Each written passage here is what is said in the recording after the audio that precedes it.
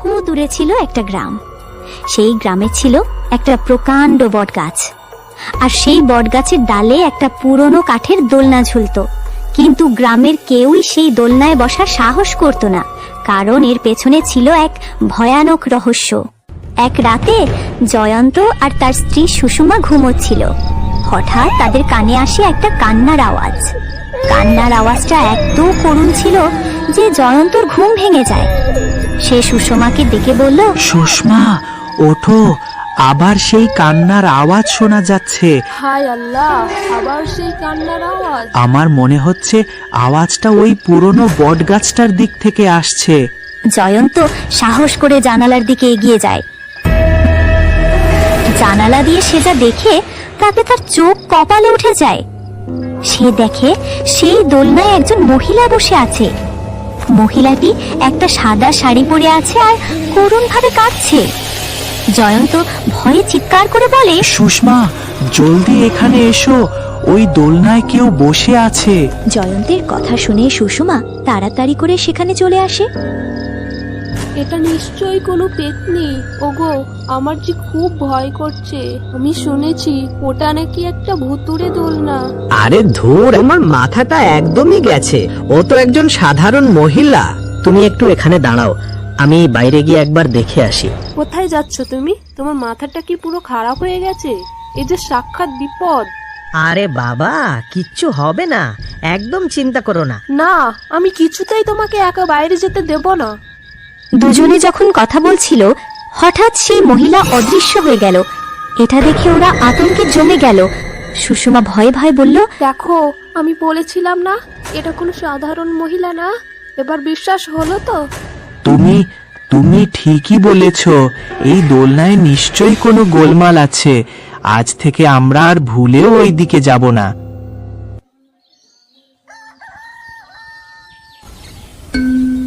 পরের দিন জয়ন্তের বোন মায়া তার স্বামী রাজুকে নিয়ে শহর থেকে গ্রামে আসে। দাদা, বৌদি, কোথায় তোমরা? মায়া, কত দিন পর এলি, চল এখন ভেতরে চল। মায়াকে দেখে জয়ন্তের মুখ আনন্দে ভরে উঠল। এভাবেই হাসি মজা করে গোটা দিন কেটে যায়। তারপর যখন রাত হলো, জয়ন্ত মায়াকে বলল, মায়া, তুই জয়ন্তের সাথে এই ঘরে শুয়ে পড়, আমরা পাশের ঘরেই আছি। যদি কোনো দরকার হয় তাহলে আমাদের বলিস, কেমন? কিছুক্ষণ পর মায়ার হঠাৎ চোখ পড়ে জানালার বাইরে। সে দেখে একটি দোলনা বটগাছের ডালে ঝুলছে। সে রাজুকে দেখে বলল, রাজু, দেখো বাইরে কি সুন্দর দোলনা। আমাদের শহরে তো এমন সুন্দর দোলনা দেখতেই পাওয়া যায় না। চলো না আমরা দোলনাটা থেকে একটু ঘুরে আসি। আরে, এখন তো অনেক রাত হয়ে গেছে, এখন নয়, কাল সকালে গিয়ে ঘুরে আসবো। চলো না প্লিজ, এই তো কাছেই, এখনই চলে আসবো। জেদ করো না, এসো ঘুমিয়ে পড়ো। বললাম তো কাল সকালে যাব। কিন্তু মায়া রাজুর কথা না শুনে দোলনাটার দিকেই তাকিয়ে থাকে। দোলনাটা তো একেবারে ঘরের কাছেই, আমি বরং একাই চলে যাই। এই ভেবে মায়া একাই বেরিয়ে পড়ে আর সেই দোলনার কাছে চলে যায়। আরে বাহ, যেমনটা ভেবেছিলাম ঠিক তেমনটাই। আজ তো মজা এসে যাবে। পাখি হয়ে উড়ি, মন যে মাতে, মন যে মাতে নতুন করে। আহা উড়ি নতুন করে। অনেকক্ষণ ধরে মায়া আনন্দের দোল খাচ্ছিল। এরপর সে ভাবে, অনেক তো হলো, এবার ভেতরে যাওয়া যাক। দাদা যদি ঘুম থেকে উঠে দেখে আমি এখানে, তাহলে খুব রাগ করবে। এই ভেবে মায়া যখন দোলনা থেকে নামতে যায়, তখন সে অনুভব করে কেউ যেন তাকে শক্ত করে ধরে আছে। মায়া যতই চেষ্টা করুক না কেন, সে দোলনা থেকে নামতে পারে না। মায়া ভয়ে চিৎকার করে ওঠে, কে আমাকে ধরে রেখেছে? কে আছে এখানে? কেউ আছো?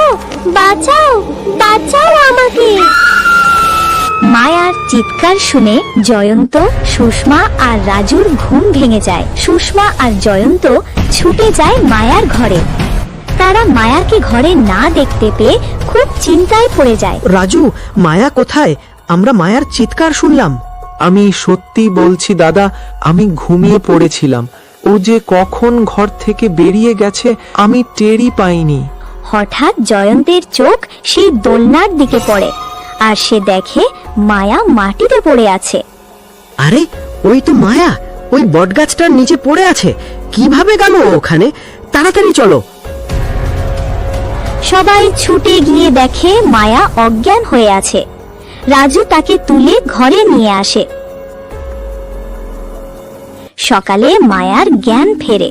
সুষমা তাকে বলে, আজকের পর থেকে আর কোনোদিন ওই দোলনার কাছে যাবি না। ওই দোলনাতে একটা পেতনির ছায়া আছে। ঠিক আছে বৌদি, আমি আর কখনো ওদিকে যাব না।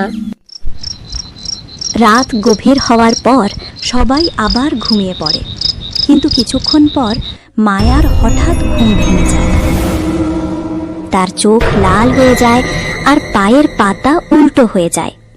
সে ঘর থেকে বেরিয়ে দোলনার দিকে হাঁটতে থাকে। এরপর মায়া দোলনায় বসে হাসতে থাকে। তার সেই হাসি শুনে জয়ন্তীর ঘুম ভেঙে যায়। জয়ন্ত আর সুষমা রাজুর ঘরে এসে দেখে মায়া সেখানে নেই।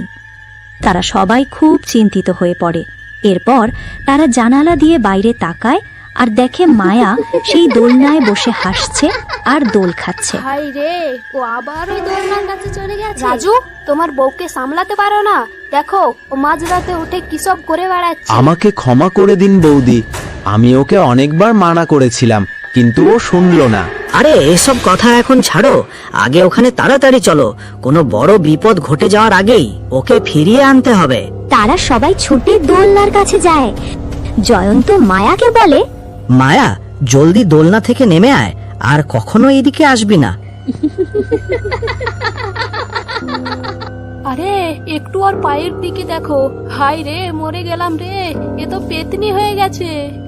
হাই রে, আমার বউ তো পেতনি হয়ে গেছে, তাড়াতাড়ি নিজের প্রাণ বাঁচিয়ে পালাও রে। এরপর তারা ভয়ে সেখান থেকে পালাতে থাকে। তাদেরকে হতভম্ব দেখে কিছু গ্রামবাসী জিজ্ঞেস করে, কি হয়েছে ভাই? এত রাতে তোমরা এইভাবে কোথায় গেছিলে?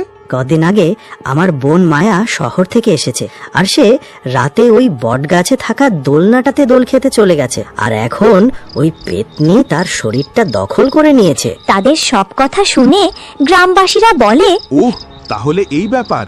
চলো আমরা সবাই মিলে একসাথে যাই। এরপর সবাই একজোট হয়ে দোলনার কাছে যায়। এই পেতনি, অনেক হয়েছে। তুই আমাদের গ্রামবাসীদের অনেক জ্বালিয়েছিস। তোর কারণে কোনো লোক রাতে এই রাস্তা দিয়ে যাওয়ার সাহস পায়নি। কিন্তু ব্যাস, অনেক হয়েছে, এবার তোর খেলা শেষ। চলো ভাইরা, আজ এই পেতনিকে শেষ করে দেব। একজন গ্রামবাসী বলে, ভাইয়েরা, এই দোলনাকে কেটে বটগাছ থেকে আলাদা করে দিতে হবে। এরপর কয়েকজন গ্রামবাসী কুঠার দিয়ে দোলনার দড়ি কেটে দেয়।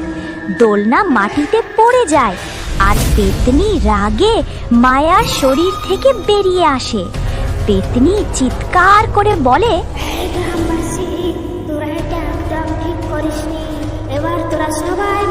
তখন একজন গ্রামবাসী বুদ্ধি খাটিয়ে বলে, তাড়াতাড়ি এই দোলনায় আগুন লাগিয়ে দাও।